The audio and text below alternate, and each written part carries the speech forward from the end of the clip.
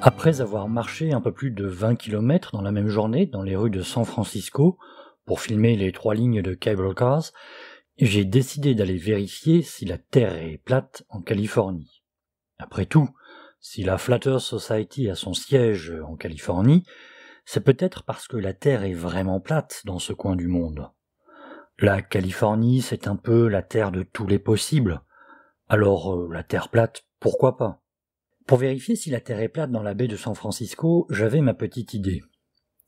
Je me suis installé sur le quai 14 pour observer quelque chose de très sympathique à 17 km, juste entre les 2 premières piles du Bay Bridge. Je m'étais muni du petit télescope de 70 mm d'ouverture de la marque Celestron, de type Maxutov casse-grain. Une bague adaptatrice permet d'installer le boîtier de mon appareil photo au foyer du télescope. J'ai trouvé le tout pour 75 € chez un marchand d'optique américain, une sacrément bonne affaire. À 17 km de ma position, ce n'étaient pas les bâtiments qui m'intéressaient. Ce n'était pas non plus le cargo et sa coque.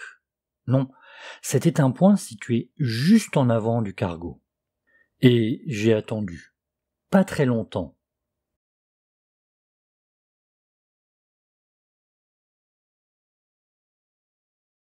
Et hop, vous avez vu cette forme sombre qui apparaît subitement ?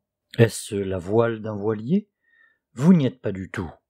Au petit matin, avant ma randonnée urbaine, j'en avais aussi vu de ces étranges objets qui bougeaient au loin à 17 km de ma position, bien plus nettement qu'en fin d'après-midi.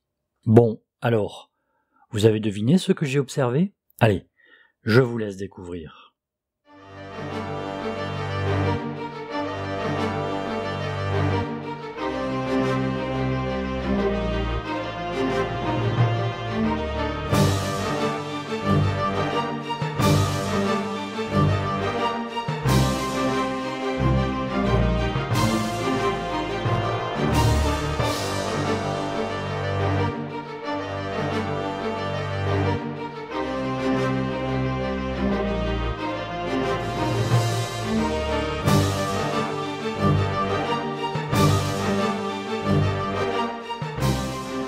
Eh oui, à 17 km du quai 14 de San Francisco, de l'autre côté de la baie, il y a les pistes de l'aéroport international d'Oakland.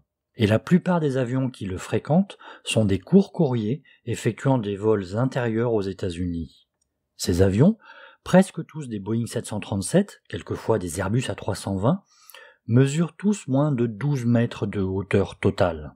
À 17 km de ma position d'observateur, c'est à peu de choses près la hauteur cachée par la courbure des eaux de la baie de San Francisco, sans tenir compte de la réfraction atmosphérique. En fin d'après-midi, lorsque la température de l'atmosphère au niveau de l'eau est à son maximum, donc que la réfraction est à son minimum, on ne voit les dérives des avions qu'au dernier moment, lorsqu'ils sont assez proches. Mais au petit matin, lorsqu'il fait plus froid, donc lorsque la réfraction atmosphérique est à son maximum en raison d'une plus grande densité des basses couches de l'atmosphère, on voit le balai des dérives des avions.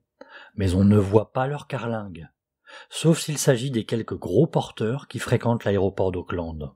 L'aéroport d'Oakland est donc un des meilleurs endroits de la baie de San Francisco pour se rendre compte que la surface de l'eau se courbe en raison de la forme sphérique de la Terre et de la gravité qui détermine le niveau zéro moyen de la surface des océans. C'est marrant tout de même de constater que l'observation minutieuse du monde réel correspond avec précision à la réalité de la Terre sphérique telle que les hommes le savent d'expérience et de science depuis 2500 ans. Et, en tout cas, cette simple observation montre à quel point les platistes américains qui vont chercher au lac Balaton, en Hongrie, des preuves de la Terre plate, alors qu'ils ont sous les yeux, en Californie, une belle preuve de la sphéricité de la Terre, ne sont que d'insondables branquignoles au mieux, ou d'ignobles escrocs ou pire, ou peut-être les deux à la fois.